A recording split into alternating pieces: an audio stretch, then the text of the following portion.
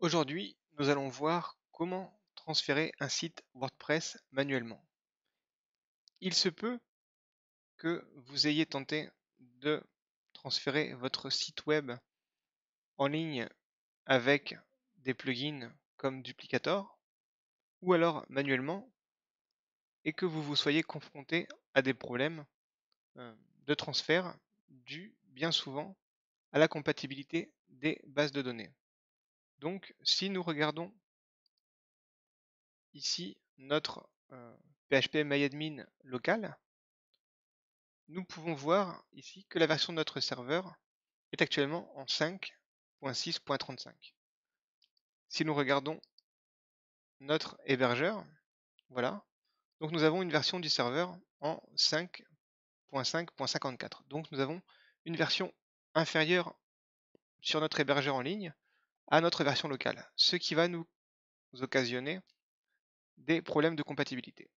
Pour illustrer notre exemple, je vais exporter ma base de données locale d'une manière personnalisée. Voilà, donc je vais récupérer mon fichier, donc au format UTF-8. Voilà, je le modifie, je ne fais pas plus de modifications que cela, et donc j'exécute. Donc ici, comme j'avais déjà une version de mon fichier SQL que je vais effacer, voilà, donc je vais laisser bien ici. Donc j'ai ma base de données, et donc si je veux l'importer, donc je vais prendre une base de données vide ici, donc php-myadmin, dans l'interface de one and one, je vais dans MySQL Database et php-myadmin. Voilà. Et donc du coup, j'ai une base de données vide dans laquelle je vais vouloir importer mon fichier tuto WordPress.sql. Donc exécuter. Donc voilà. Donc j'ai une erreur dans ma requête SQL et donc du coup, nous n'avons pas pu importer le fichier dû à la compatibilité. Alors pour résoudre ce problème d'une manière simple, ce que je vous invite à faire, c'est simplement d'ouvrir votre fichier SQL dans votre éditeur de code. Donc ici, moi je vais l'ouvrir dans Brackets. Voilà. Et nous allons faire une recherche. Donc rechercher, remplacer. Donc nous allons chercher UTF-8 MB4 et donc Unicode 520 CI qui est le jeu de caractères que choisit WordPress par défaut quand il s'installe sur un serveur qui a une version de MySQL récente. Donc, et nous allons remplacer ceci par quelque chose de bien plus général, UTF-8 général CI. Voilà. Donc je vais traiter par l'eau, donc afin d'un seul coup de remplacer toutes les occurrences. Donc voilà, donc ici nous avons toutes les occurrences. Et donc je vais cliquer sur remplacer. Voilà, donc nous avons bien remplacé. Et donc maintenant, il nous reste à voir si nous avons toujours d'autres occurrences de UTF-8 MB4. Donc on s'assure qu'on n'a pas d'autres composantes d'UTF-8 MB4. Donc a priori, nous n'en avons pas ici car l'underscore n'indique aucun résultat. Par contre, nous avons bien toujours UTF-8 MB4. Donc là, une fois de plus, nous allons remplacer. Et nous allons remplacer simplement par UTF-8. Voilà, donc une fois de plus, je vais traiter par l'eau. Voilà, tous mes résultats, je remplace. Et je sauvegarde mon fichier SQL. Maintenant, je retourne dans ma base de données. Je vais tenter à nouveau d'importer mon fichier. Et donc du coup, nous allons voir que le fichier s'importe sans aucun problème. Voilà, donc l'importation s'est terminée avec succès. Et donc, je retrouve bien absolument toutes mes informations.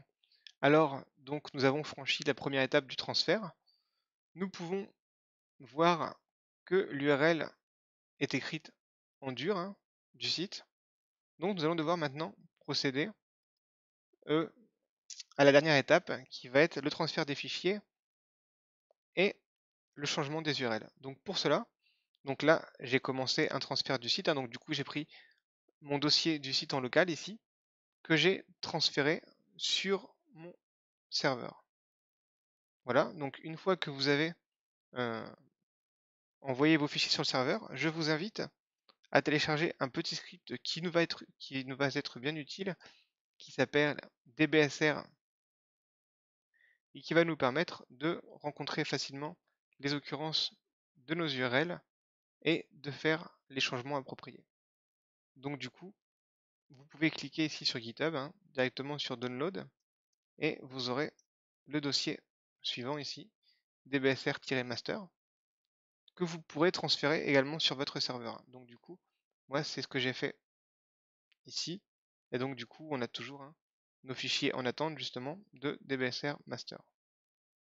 Donc nous allons attendre la fin du transfert des fichiers pour pouvoir procéder à notre dernière étape. Donc nous allons profiter de cette attente ici. Donc nous voyons déjà que sur le serveur nous avons les fichiers de notre WordPress.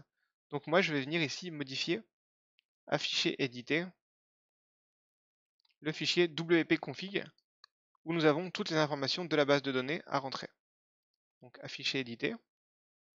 Il me l'a ouvert ici. Donc là nous voyons un dbname, dbuser, dbpassword qui correspondent tous à mon localhost et mon charset UTF-8 MB4 que nous avions pour notre base de données. Donc déjà, je vais changer mon charset en UTF-8 et je vais venir prendre sur mon hébergeur les informations de ma base de données.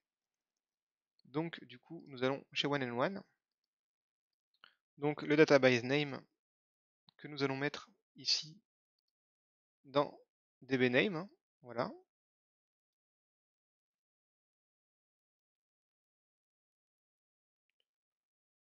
Ensuite, nous avons le username ici, voilà, dans le dbuser, simplement. L'hostname ici, que nous allons remplacer, où nous allons remplacer localhost, voilà. Et donc le mot de passe ici pour notre base de données.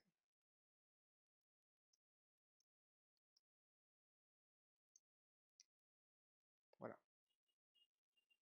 Donc ici, nous avons enregistré le fichier, donc nous allons l'enregistrer. Et FileZilla va nous demander si nous voulons terminer l'édition et supprimer le fichier local, oui. Et donc je le renvoie sur le serveur. Donc voilà, tous mes transferts sont finis. J'ai bien mon dossier dbsr master ici, ainsi que mes fichiers de WordPress. Donc du coup, je vais aller maintenant sur mon site. Ici, donc, blog.aurelienantonio.me. Et donc du coup, je vais rentrer /dbsr-master. Voilà, donc nous avons l'interface ici de dbsr master. Nous avons l'hôte de la base de données, le username, le mot de passe. Donc du coup, nous allons pouvoir procéder à l'étape suivante. Voilà, donc ici, nous allons rechercher toutes les occurrences de notre site. Donc en l'occurrence, la racine de notre site avant était bien localhost 8088/tuto install WordPress. Donc nous allons rechercher ça ici, voilà. Et donc nous voulons remplacer tout cela par blog.aurelienantonio.me.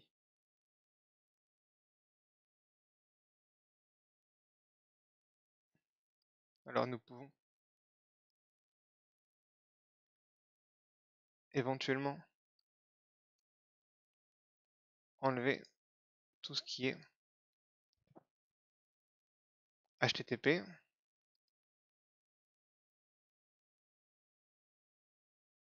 Et donc on peut faire une recherche étendue.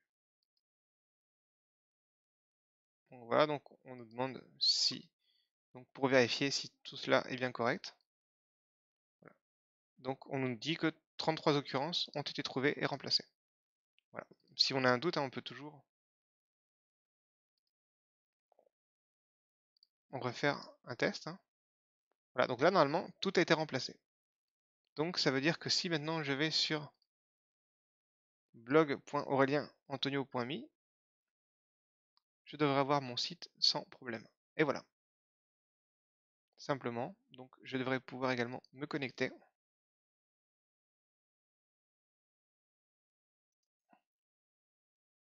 Ici, je vais pouvoir me connecter avec mon user.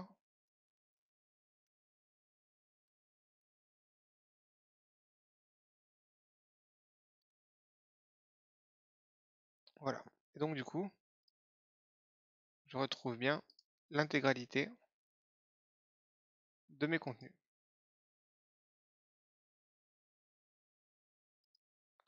Dernière étape dans le transfert de notre blog, donc, c'est de pouvoir rafraîchir les permaliens. Si nous ne rafraîchissons pas les permaliens, il y a de grandes chances en fonction de la configuration précédente que vous ne puissiez pas voir afficher les autres pages que la page d'accueil.